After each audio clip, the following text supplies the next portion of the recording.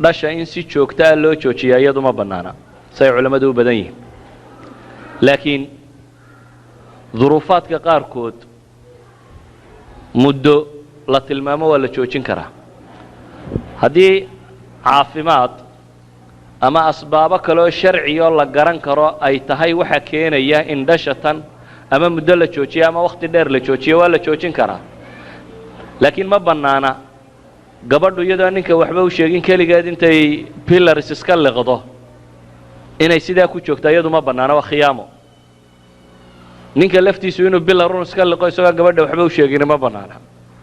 laakiin waa inay noqotaa haddii ay asbaab sharci jirto in ninka iyo gabadhuba waxa kan ay og yihiin raallina ka yihiin asbaabtuna waa inay noqotaa asbaab sharciya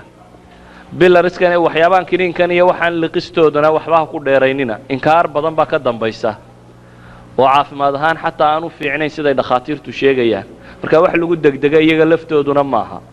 saa daraaddeed fatwo caami ma jirtee qof waliba hadduu dhib gaara isagu sheeganayo ama masale gaara sheeganayo cidda ahlu cilmiga ugu dhow ha weydiiyo wallahu aclam